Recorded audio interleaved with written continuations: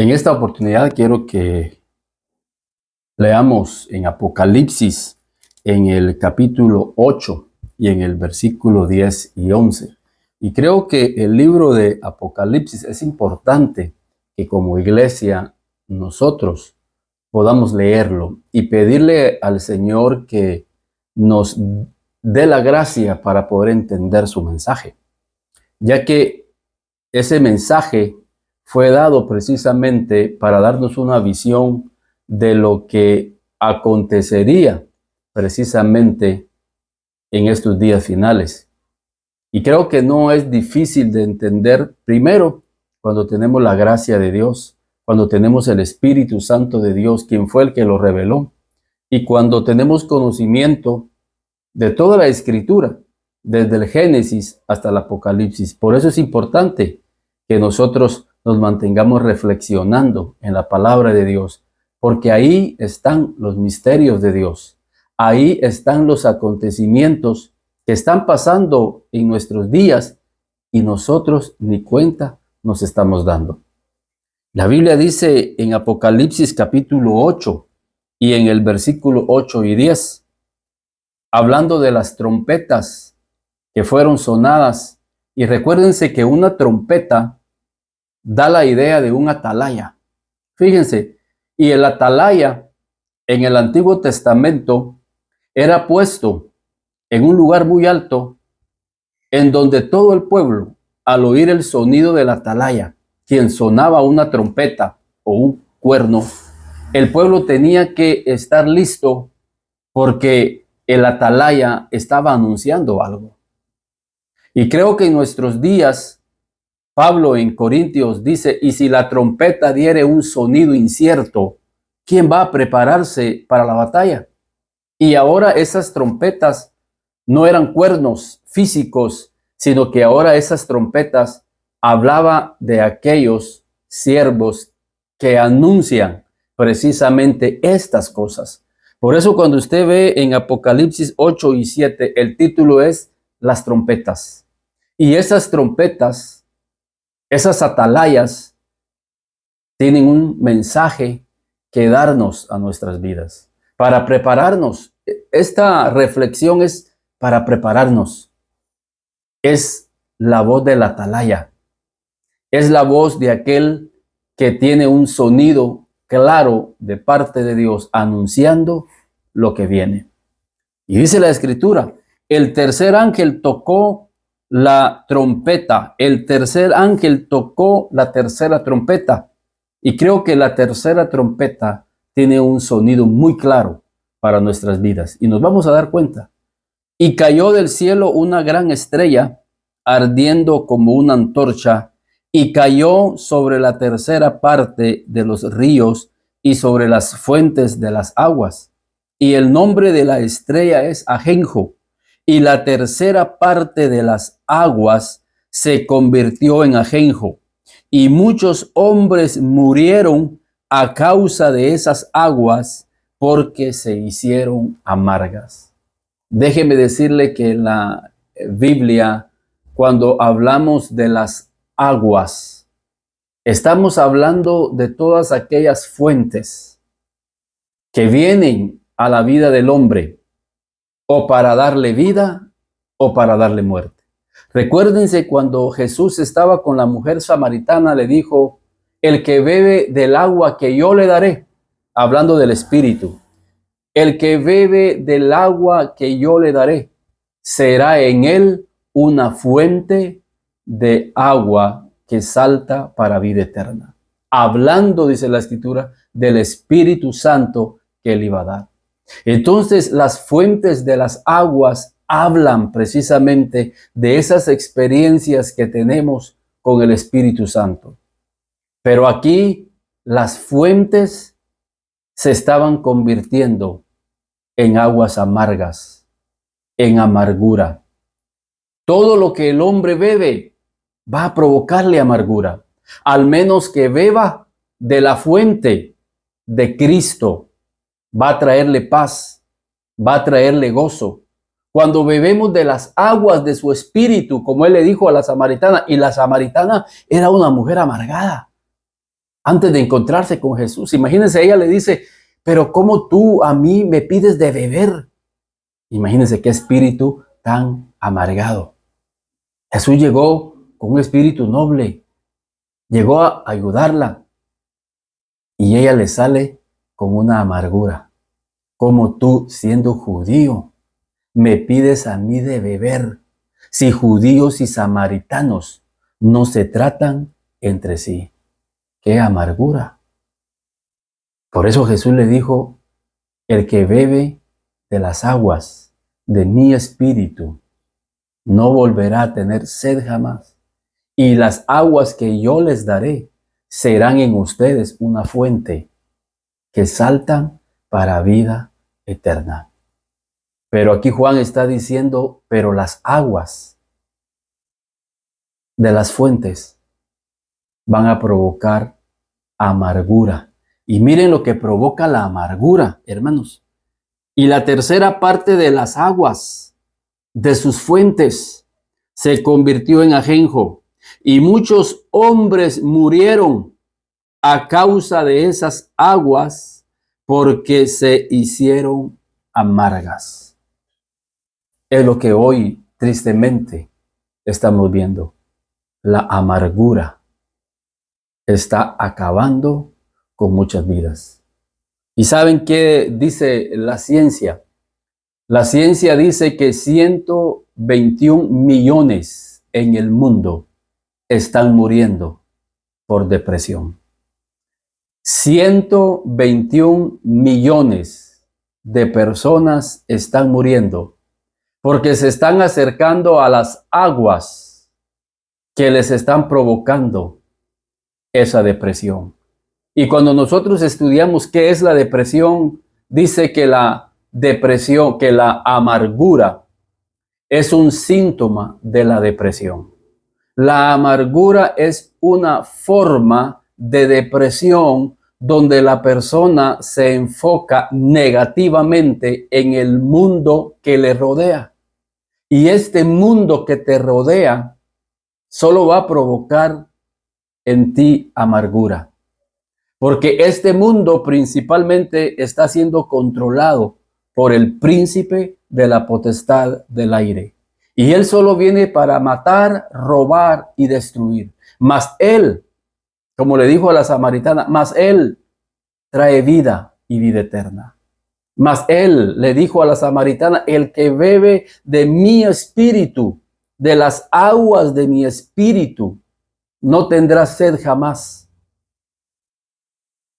Y será en él una fuente que salta para vida eterna. La mujer samaritana estaba amargada.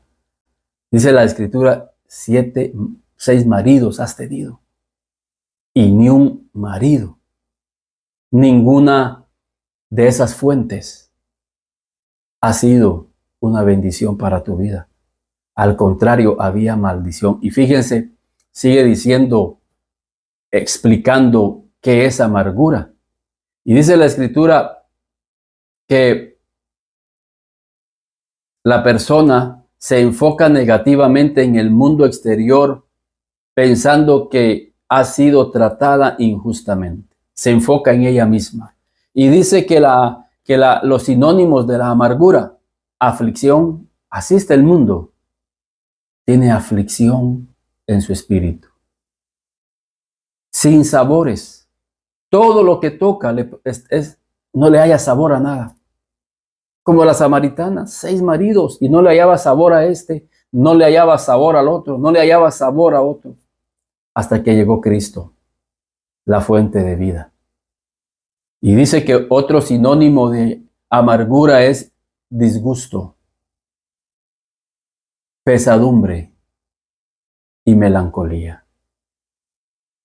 Estos son los síntomas que el alma siente en aquellas personas que viven en una depresión. Sienten melancolía, tienen una pesadumbre por la vida, sin sabores, no le hallan sabor a nada, a pesar que tienen dinero, a pesar que tienen una buena posición, que quizás tienen una profesión, pero no le hallan sabor a la vida. Antes bien, sienten una amargura y sienten una frustración en sus vidas y en sus corazones. Y lo que Dios quiere en esta oportunidad es sanar nuestras vidas y nuestros corazones de toda amargura. La Escritura dice ahí en Hebreos, en el capítulo 12, en el versículo 14. Miren lo que dice la Biblia: seguid la paz con todos y la santidad, sin la cual nadie verá al Señor. Seguid la paz con todos, no con unos sí y con otros no. La Escritura dice: seguid la paz con todos.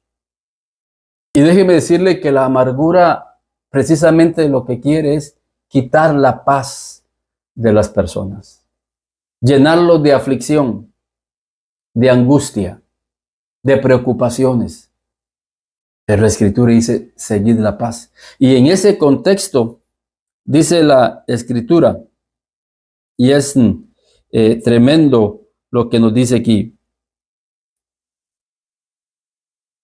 Quiero que veamos ahí en el versículo 15 de Hebreos, ahí en el mismo contexto, donde dice: seguid la paz con todos, no sea que brotando alguna raíz de amargura os estorbe y por ella y que dejemos de alcanzar. Fíjense, mirad bien, no sea que alguno deje de alcanzar la gracia de Dios.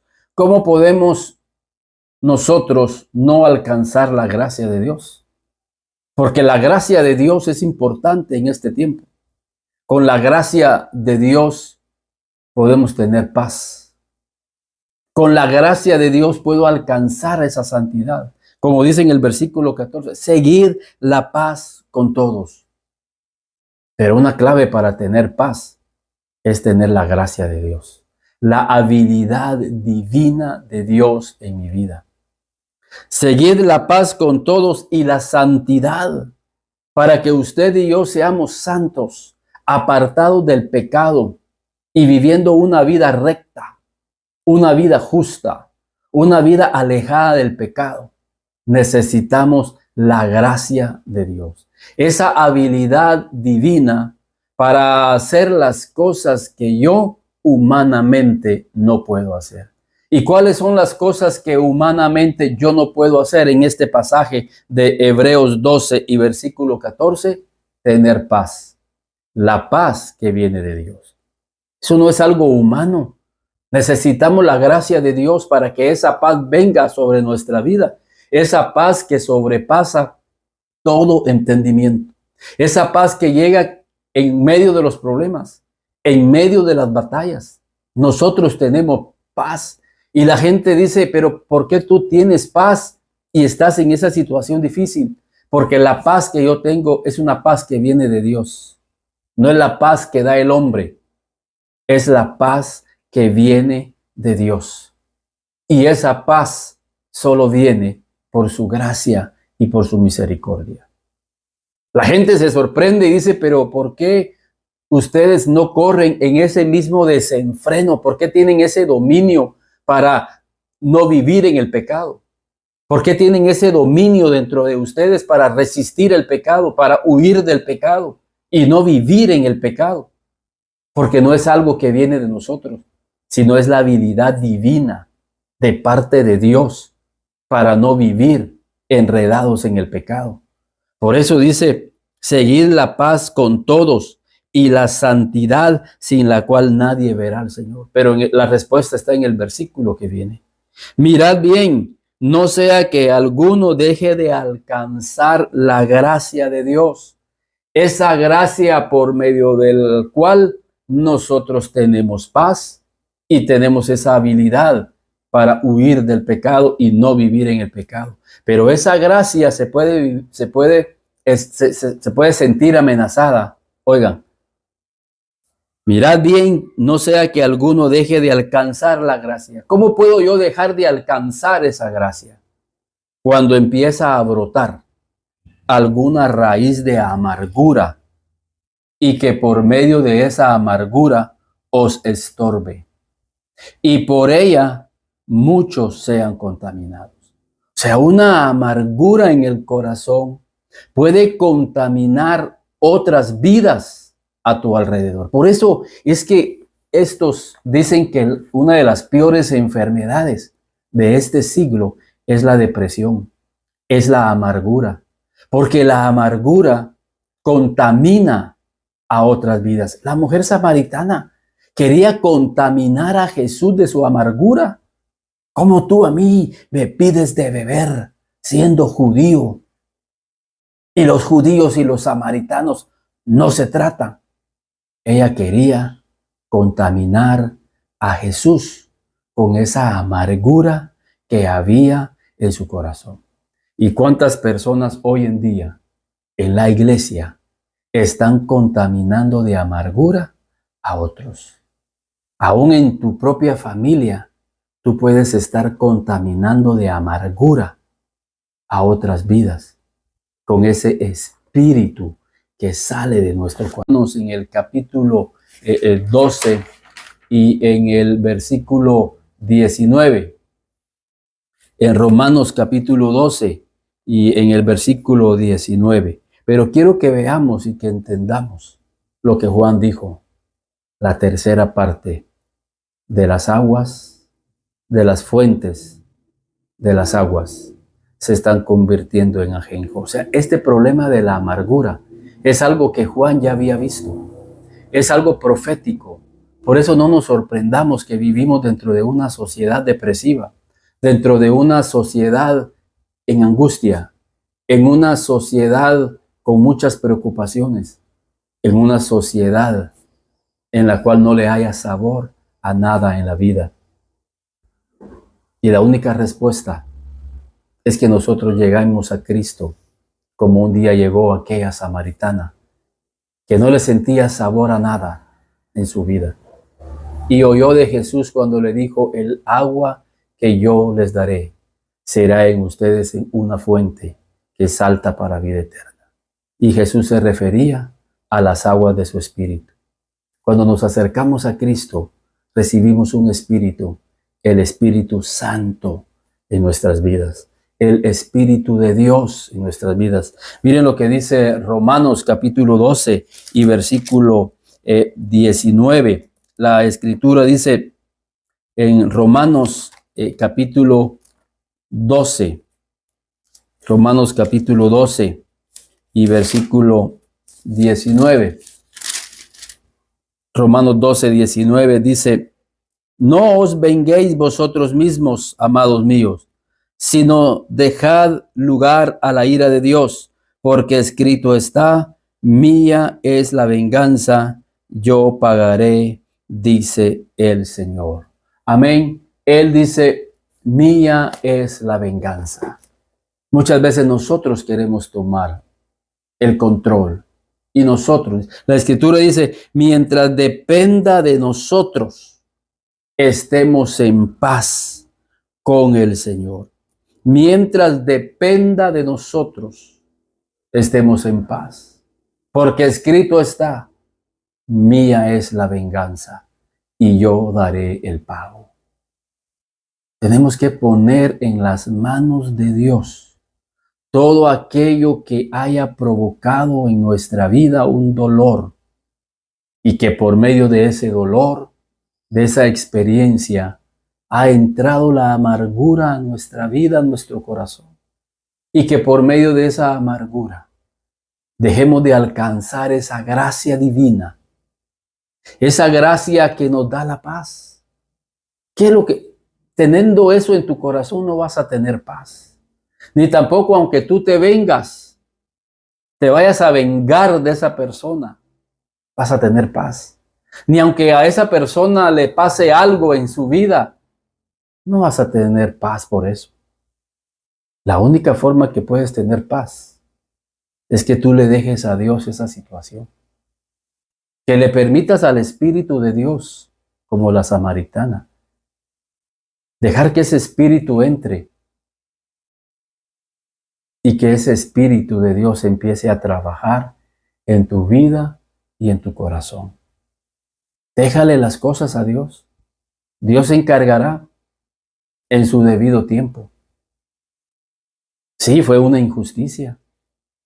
Fue una injusticia, fue una maldad que vino a tu vida o a tu familia.